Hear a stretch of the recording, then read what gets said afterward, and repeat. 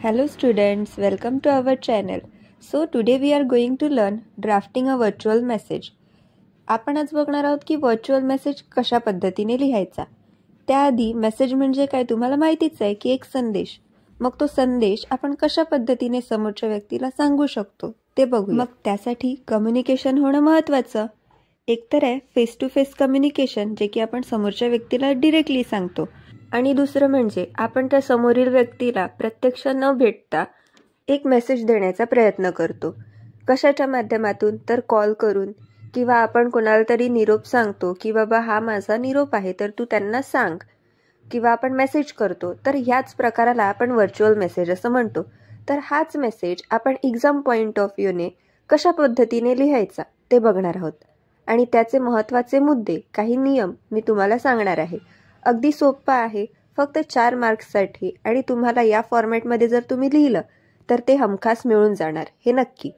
अजूनही जर तुम्ही हा चॅनल सबस्क्राईब केला नसेल तर लगेच सबस्क्राईब करा, जेणेकरून मी पुढील ज्या व्हिडिओ टाकणार आहे त्या तुमच्यापर्यंत पोहोचतील. So let's start with drafting a virtual message. सगळ्यात पहिलं आपण काय करणार, त्याचा फॉर्मॅट बघणार. फॉर्मॅटमध्ये काय असलं पाहिजे मी इथे आखून दिलेलं आहे कशा पद्धतीने असायला हवा. फक्त 4 मार्क्ससाठी आपल्याला एवढंच करायचं आहे. सो फर्स्ट ऑफ ऑल आपण बघूया डेट ही मेन्शन केलेली असली पाहिजे आणि वेळ टाईम हे मेन्शन केलेलं असलं पाहिजे. Name of a person to whom the message is directed. कोणासाठी हा मेसेज देण्यात येत आहे ते आपण इथे डिअर किंवा रिस्पेक्टेड XYZ ABC जे काय असेल ते आपण त्यांचं पर्सनचं नाव लिहू शकतो. त्यानंतर body of the message. Body of the message म्हणजे त्यांच्यासाठी दिला गेलेला मेसेज हा कोणता आहे काय आहे तो आपण ओनली इन 50 वर्ड्समध्ये लिहायचा आहे, त्यापेक्षा जास्त नाही. नेम ऑफ द रायटर किंवा सेंडर, कोणी दिलाय हा मेसेज ते आपल्याला इथे खाली येणं गरजेचं आहे. आणि ह्यामध्ये सगळ्यात जास्त महत्त्वाचं कोणत्या गोष्टींकडे लक्ष द्यायचं आहे तर फोकस ऑन इम्पॉर्टंट पॉईंट. जो काही आपल्याला प्रश्न दिलेला आहे किंवा कन्व्हर्सेशन दिलेलं असेल त्या कन्व्हर्सेशनमधलं महत्त्वाचे मुद्दे घ्यायचे आहेत. त्यानंतर do not add new information, कोणतीही नवीन माहिती त्यामध्ये आपल्या जवळची टाकायची नाही आहे. जस्ट 3 and 4 लाईनमध्ये हा मेसेज कंप्लीट करायचा आहे आपल्याला. आणि नेहमी use indirect or reported speech. Indirect स्पीचमध्ये आपल्याला हे मेसेज व्हर्च्युअल मेसेज हा ड्राफ्ट करायचा आहे. ते मी तुम्हाला सांगतेच आहे पुढे कशा पद्धतीने ते. Do not use abbreviation. Do not use abbreviation म्हणजे की कोणत्याही पद्धतीचे शॉर्ट फॉर्म आपल्याला ह्या पूर्ण मेसेजमध्ये वापरायचे नाही आहेत. जो कोणता स्पेसिफिक वर्ड आहे तोच आपण यामध्ये वापरू शकतो. चला तर मग एका एक्झाम्पलवरनं आपण हे समजून घेऊया की कशा पद्धतीने लिहायचं आहे. फर्स्ट ऑफ ऑल आपण हा मेसेज काय आहे तो वाचून घेऊया. कम्युनिकेशन दिलेलं आहे इथे. एक क्लर्क आणि यू असे पर्सन आहेत. Hello, good morning. You, good morning. Clerk म्हणतोय may I speak to Mister Rajesh Patil. I am Anil Sharma from the bank of India. यावरनं आपल्याला समजून येईल की हा एक टेलिकॉल आहे. नेक्स्ट बघूया आपण you. He is my father. He is not at home now. यावरनं सुद्धा आपल्याला कळून येईल की ज्या पर्सनला मेसेज द्यायचा आहे हा त्याच्या मुलाने कॉल उचललेला आहे. क्लर्क म्हणतोय okay, please give my message to him. It is urgent. Tell him that he had given the cheque with wrong denomination. Ask him to visit the bank and collect the check. Ask him to deposit a new check. Please don't forget to inform him. You, don't worry.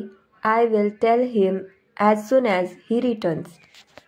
आपण हा message read केला तर आपल्याला ह्यामध्ये काय समजलं की हा मेसेज कोणाला द्यायचा आहे तर मिस्टर राजेश पाटील यांना द्यायचा आहे. आणि तो कोणाकडून द्यायचा आहे तर अनिल शर्मा जे की बँक ऑफ इंडियामधले आहेत. आणि तो काय आहे तर रॉंग चेक गेल्याप्रकरणीचा हा मेसेज आहे. तर तो एकतर चेक कलेक्ट करण्यासाठी आणि न्यू चेक डिपॉझिट करण्यासाठीचा मेसेज आहे. एवढाच फक्त आपल्याला आपल्या मेसेज फॉर्मॅटमध्ये लिहायचा आहे. चला तर मग तोही कशा पद्धतीने लिहायचा ते दाखवते. Students, here we can see the actual format of virtual message writing. मी इथे जसं आखून दिलेलं आहे त्या पद्धतीनेच आपल्याला मेसेज राईट करायचा आहे. आपण जो प्रश्न बघितला त्यामध्ये सगळ्यात महत्त्वाचं काय होतं ते पॉईंट्स लक्षात घ्यायचे, अंडरलाईन करायचे आणि ह्या फॉर्मॅटमध्ये लिहायचे. तर फर्स्ट आपल्याला डेट महत्त्वाची असते, डेट लिहिलेली आहे.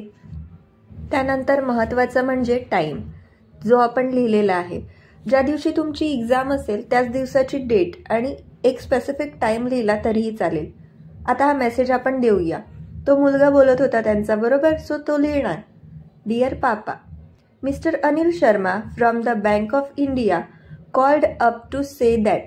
Called up to say that म्हणजे की त्यांनी कॉल केला होता हे सांगण्यासाठी. आपल्याला जो हा मेसेज आहे तो इनडायरेक्ट फॉर्मॅट आणि रिपोर्टेड स्पीचमध्येच द्यायचा आहे. जसं की समोरच्याने आपल्याला सांगितलेलं आहे दुसऱ्यापर्यंत मेसेज पोहोचवण्यासाठी. So let start.